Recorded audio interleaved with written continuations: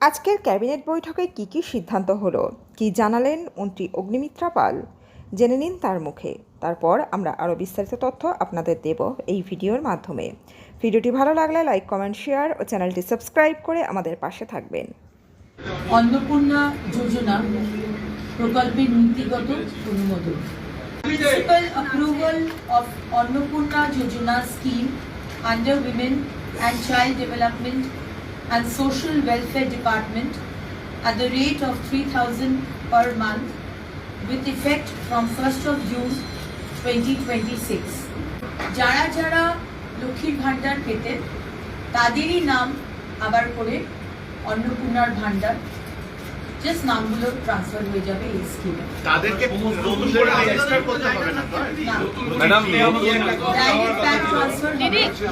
এবং যারা পাননি আমরা খুব শীঘ্রই একটি পোর্টাল শুরু করতে চলেছি, সেখানে তারা যারা পাননি এতদিন তারা নতুন অ্যাপ্লিকেন্ট যাদের নাম এখনো রিলিটেড তারা কি এই সমস্ত পরিষেবার জন্য আবেদন করতে পারবেন?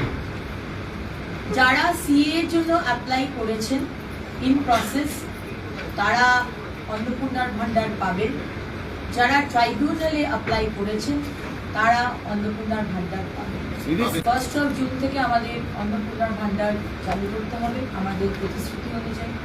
সুতরাং সম্মানীয় মুখ্যমন্ত্রী সে বিষয়ে প্রায়োরিটি ওয়াইজ বিষয়টিকে রাখা হয়েছে।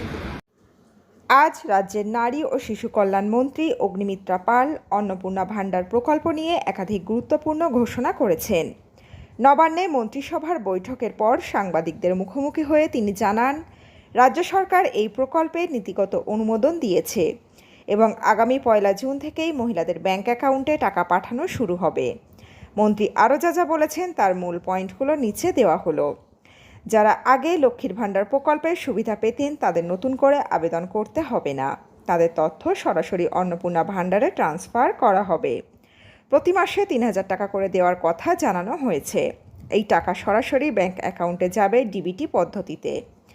যারা এতদিন লক্ষ্মীর ভান্ডার পাননি তারাও আবেদন করতে পারবেন। সেই জন্য নতুন অনলাইন পোর্টাল চালু করার কথা বলেছেন তিনি। আবেদন প্রক্রিয়া পুরোপুরি অনলাইন করার পরিকল্পনা নেওয়া হয়েছে বলেও তিনি জানান, যাতে কম শিক্ষিত মানুষও সহজে আবেদন করতে পারেন সেই দিকেও নজর রাখা হচ্ছে। এসআইআর বা ভোটার তালিকা যাচাই নিয়ে বিতর্কের মধ্যেও তিনি বলেন, যাদের নাম নিয়ে ট্রাইব্যুনালে মামলা চলছে বা যারা সিএএতে আবেদন করেছেন তারা আপাতত এই প্রকল্পের সুবিধা পাবেন। তবে যাদের নাম ভোটার তালিকা থেকে বাদ গিয়েছে এবং যাচাইয়ে সমস্যা ধরা পড়বে তাদের ক্ষেত্রে সুবিধা বন্ধ হতে পারে বলেও ইঙ্গিত দিয়েছেন তিনি। মৃত ব্যক্তি বা অযোগ্য উপভোক্তাদের নাম বাদ দেওয়ার জন্য অ্যানালিসিস করা হবে বলে জানান। এছাড়াও তিনি জানান, মহিলাদের জন্য সরকারি বাসে বিনামূল্যে যাতায়াতের ব্যবস্থাও চালু করা হবে।